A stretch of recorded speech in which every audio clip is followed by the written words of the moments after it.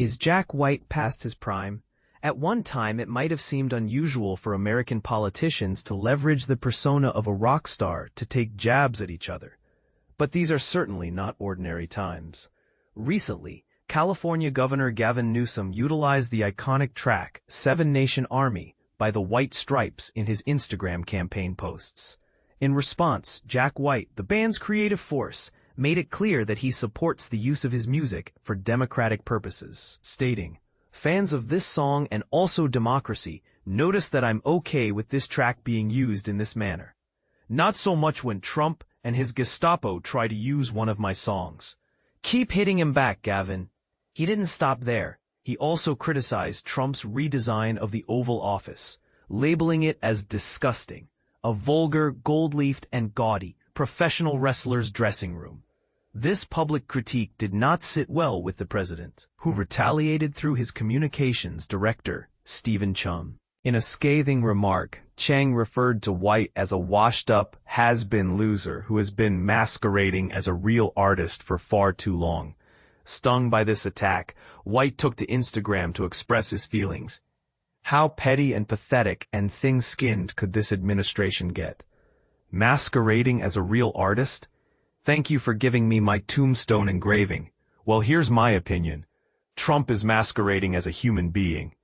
The back and forth continued, with White ultimately describing the president as that orange grifter, a low-life fascist, and a con man. He asserted, "No, I'm not a Democrat either. I'm a human being raised in Detroit. I'm an artist who's owned his own businesses, like my own upholstery shop and recording label since I was 21 years old, who has enough street sense to know when a 3-card Monte dealer is a cheap grifter and a thief." It's evident that the criticism hit a nerve, prompting his elaborate and passionate response. But did Chung have a valid point? Let's be honest. Jack White's immense fame and wealth are largely attributed to his work with the White Stripes. It may seem odd now, but the band's most commercially successful album in the United States wasn't the critically acclaimed Elephant, which features their most recognizable song, Seven Nation Army. Instead, it was their final album, Icky Thump, released in 2007, which sold impressively well. Had the White Stripes continued their journey together, they likely would have enjoyed even more fame and fortune. However, White chose to pivot towards solo endeavors, announcing in 2011 that he was disbanding the group mostly to preserve what is beautiful and special about the band. Personal issues, including romantic tensions with drummer Meg White, who is also his ex-wife, likely played a role in this decision. This year they are reuniting to be inducted into the Rock and Roll Hall of Fame, and it will be interesting to see if their performance leads to something more enduring. Since 2007, White has certainly not been idle.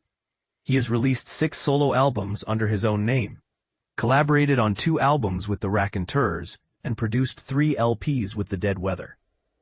Many of these projects have achieved significant success. Both of his 2022 albums, Fear of the Dawn and Entering Heaven Alive, made it into the Billboard Top 10. White has garnered critical acclaim as one of the most prolific and respected American songwriters of the last 25 years. Much like his musical idols, Loretta Lynn and Muddy Waters.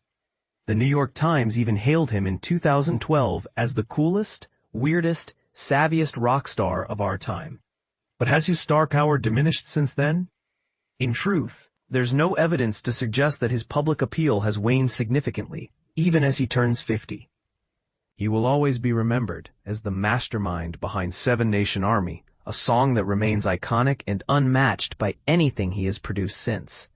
However, it seems he may have discovered a new and thrilling role for himself as a vocal critic of the Trump administration.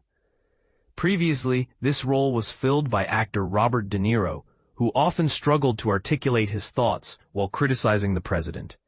Perhaps it's time for someone else to take up this mantle. If that someone is White, who describes himself as less of a Democrat and more of an outraged independent businessman, the next few years could be quite explosive. What do you think? Is Jack White still relevant in today's music scene, or has he indeed faded into obscurity? Share your thoughts in the comments.